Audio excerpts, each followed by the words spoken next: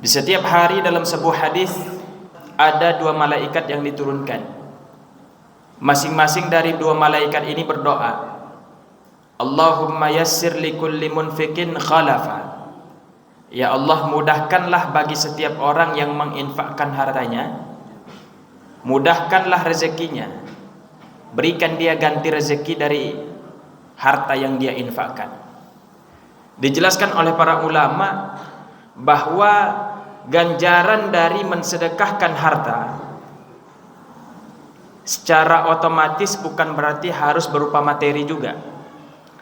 Bisa jadi ganjaran itu bisa kita rasakan dari ketentraman hidup, ya, ketentraman hidup dalam berkeluarga, ketenangan dalam pekerjaan, ya, asyiknya bertetangga, bahkan al-huda wat taufiq minallah. Bisa jadi ganjaran dari bersedekah itu adalah petunjuk Allah Subhanahu wa taala supaya kita mudah untuk meniti jalan yang lurus, atau bahkan taufik khalqu qudratit ta'ah. Bisa jadi dikarenakan sedekah atau infak yang kita bayarkan itu bisa membuat kita semangat untuk melakukan ibadah. Itulah yang dimaksud dengan taufik, kemampuan yang Allah berikan kepada kita untuk melakukan ibadah.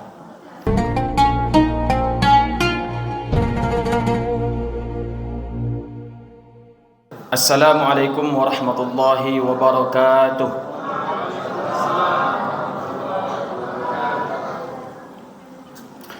Alhamdulillahi rabbil alamin, wa afdhalus salati wa atammut taslim alal habibil mustafa sayyidi wa habibi wa maulaya Muhammadin wa ala alihi wa ashabihi wa man tabi'a sunnatahu ila yaumiddin. Amma ba'du.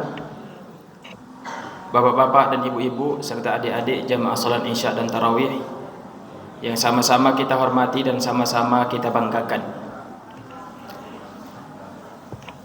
Di dalam Al-Quran Allah Subhanahu wa ta'ala menjelaskan, yamhaqullahu riba wa yurbis sadaqat.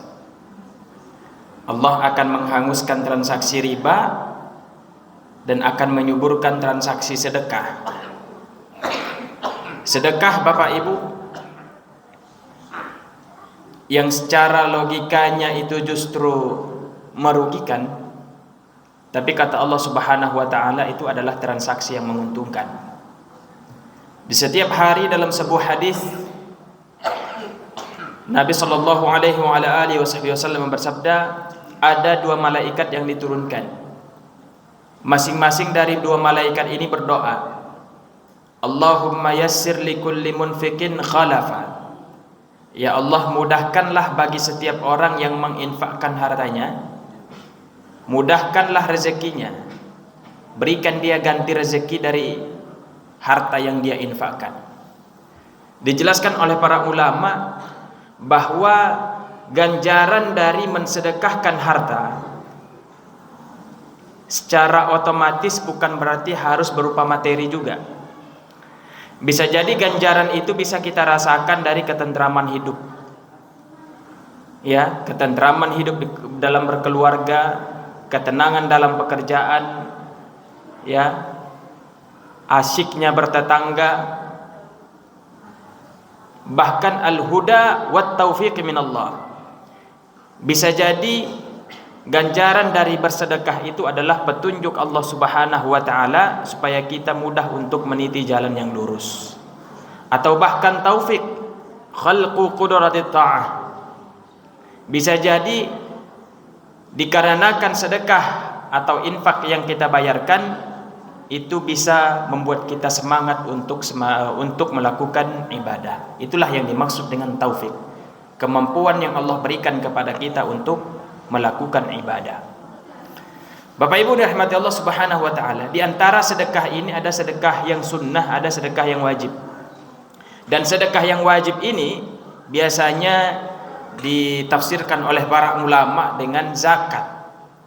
Zakat itu ada dua Bapak Ibu, ada zakat harta, ada zakat badan. Dikatakan zakat harta itu diwajibkan karena seseorang memiliki harta. Jadi faktor kewajibannya adalah harta itu sendiri. tapi tentunya dengan syarat-syarat yang ada, dan juga jenis-jenis harta yang sudah dijelaskan oleh para fuqaha di kitab-kitab fikihnya. Jadi ada zakat harta, itu diwajibkan dikarenakan seseorang memiliki harta. Kemudian ada namanya zakat badan. Berarti kalau harta diwajibkan zakat gara-gara punya harta, berarti kalau zakat badan diwajibkan zakat gara-gara dia punya badan. Ya, betul. Maksudnya adalah gara-gara dia punya jiwa di badannya, punya ruh di badannya. Itulah yang dimaksud dengan zakat fitrah. Jadi zakat fitrah ini Bapak Ibu diwajibkan karena seseorang hidup. Seorang yang hidup di bulan Ramadan dan bulan Syawal. Jadi syaratnya harus yang dua ini, menemukan bulan Ramadan dan juga menemukan bulan Syawal. Sehingga kalau salah satunya saja yang dapat, hidup di salah satunya saja, maka tidak diwajibkan untuk mengeluarkan zakat fitrah. Contoh Bapak Ibu, bisa jadi orang-orang di sekitar kita ada yang meninggal pada tanggal 29 Ramadan, tidak sampai usianya malam 1 Syawal, maka sebetulnya tidak diwajibkan bagi dia untuk mengeluarkan zakat fitrah. Ya, tidak diwajibkan bagi dia mengeluarkan zakat fitrah. Kenapa? Karena dia tidak menemukan bulan Syawal, karena tidak sampai usianya pada tanggal 1 Syawal. Jadi syarat supaya diwajibkan zakat fitrah harus menemukan dua-duanya, sampai usianya di bulan Ramadan dan juga Syawal. Kalau misalkan ada saudara kita yang baru masuk Islam pada malam 1 Syawal, ya, maka tidak diwajibkan bagi dia untuk mengeluarkan zakat fitrah. Kenapa? Karena syarat kewajibannya belum dia penuhi pada bulan Ramadan. Nanti syarat kewajiban adalah yang pertama Islam. Jadi faktornya adalah sampai usianya pada bulan Ramadan dan Syawal, syaratnya harus orang Islam. Orang Islam dari bulan Ramadan sampai Syawal. Ada orang yang masuk Islam pada tanggal 1 Syawal, maka tidak diwajibkan untuk mengeluarkan zakat fitrah. Atau ada bayi yang lahir pada malam tanggal 1 Syawal, juga tidak diwajibkan untuk dikeluarkan zakat fitrahnya oleh walinya. Maka sekali lagi, zakat fitrah itu faktor kewajibannya adalah kalau sampai usianya di bulan Ramadan dan juga Syawal dan memenuhi syarat yang ada. Syaratnya adalah orang Islam. Kemudian ada syarat satu lagi, dia memiliki belanja yang lebih dari kebutuhan untuk dirinya dan orang-orang yang dia nafkahi. Berapa lama ukuran nafkahnya? Ukurannya hanya tanggal 1 Syawal saja. Contoh Bapak Ibu, dalam satu keluarga kebutuhannya adalah 200.000 rupiah. Misalkan ya, belanja suami, istri, kemudian anak-anaknya 200.000 rupiah. Pada tanggal 1 Syawal dia memiliki duit lebih dari 200.000 rupiah, atau memiliki harta yang lebih dari kebutuhannya, yaitu 200.000 rupiah pada tanggal 1 Syawal, maka dia diwajibkan untuk mengeluarkan zakat fitrah. Ya, makanya Bapak Ibu tidak menutup kemungkinan, ya, tidak menutup kemungkinan orang yang fakir, orang yang miskin yang menerima zakat fitrah juga diwajibkan bagi dia untuk mengeluarkan zakat fitrah. Contoh Bapak Ibu, saya adalah penerima zakat fitrah nih, berstatus sebagai miskin. Saya terima zakat. Tiba-tiba pas tanggal 1 Syawal ternyata duit saya berlebih, gara-gara sudah menerima zakat yang banyak, lebih dari kebutuhan saya untuk hari itu. Maka saya diwajibkan untuk mengeluarkan zakat fitrah. Sekali lagi, maka bisa jadi di antara kita yang berstatus sebagai fakir dan miskin itu juga tetap diwajibkan untuk mengeluarkan zakat fitrah. Dalam hadis Nabi sallallahu alaihi wasallam bersabda, "Aghnuhum 'anil mas'alati fi hadzal yaum." Di antara hikmah kita diwajibkan untuk mengeluarkan zakat fitrah adalah jangan sampai kita membiarkan orang-orang fakir dan miskin meminta-minta pada hari raya. Jadi hikmah zakat fitrah ini adalah membagi kebahagiaan kepada fakir miskin khusus di hari raya.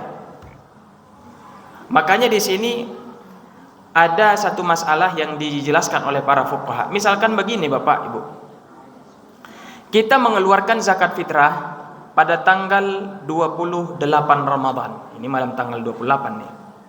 Ya, kita keluarkan zakat fitrah hari ini. Boleh apa tidak?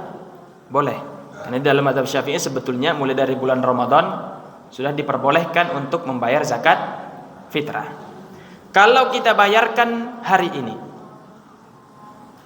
kepada fakir miskin, besok tanggal 28 dia belanjakan semua yang kita bayarkan tuh. Tiba-tiba di tanggal 1 Syawal sudah tidak ada lagi hartanya. Maka berarti zakat yang kita bayarkan itu tidak dapat hikmahnya. Ya kan? Dia habiskan di bulan Ramadan sehingga di tanggal 1 Syawal di pas hari raya dia kehilangan harta, atau misalkan sudah habis hartanya, tidak punya apa-apa lagi, berarti hikmah zakat fitrah kita tidak dapat. Makanya di dalam mazhab Syafi'i Bapak Ibu, lebih baik kita membayar zakat fitrah pada malam tanggal 1 Syawal daripada kita awalkan dari bulan Ramadan. Supaya apa? Supaya dapat hikmah yang tadi. Sekali lagi, hikmah dari zakat fitrah itu adalah jangan kita biarkan orang-orang fakir miskin meminta-minta khusus pada hari raya. Ya, jadi hikmah itu adalah berbagi kebahagiaan khusus pada tanggal 1 Ramadan. Maka sekali lagi, lebih afdal kita distribusikan zakat fitrah itu pada malam tanggal 1 Syawal. Mungkin kita ada kepanitiaan di beberapa tempat di masjid-masjid Bapak ya. Maka sebaiknya kepanitiaan itu harus punya inisiatif untuk mendistribusikan zakat sebaiknya pada malam tanggal 1 Syawal. Sekali lagi supaya hikmah zakat fitrah itu dapat. Baik. Jadi lebih afdal kita membayar zakat fitrah pada malam tanggal 1 Syawal. Dan itu hukumnya adalah sudah wajib. Boleh kita mengeluarkannya pada bulan Ramadan, mulai dari awal Ramadan? Jawabannya boleh. Nah, sampai kapan batas waktu pembayarannya? Batas waktu pembayarannya adalah jangan lebih dari tanggal 1 Syawal. Maksudnya jangan sampai sudah masuk waktu maghrib di malam kedua Syawal. Itu sebetulnya. Jadi kalau misalkan ada orang yang melambat-lambatkan membayarkan zakat fitrah, sudah selesai sholat, setelah selesai sholat masih dia lambat-lambatkan lagi sampai masuk waktu maghrib nanti di hari raya, maka dia sudah jatuh kepada sesuatu yang diharamkan.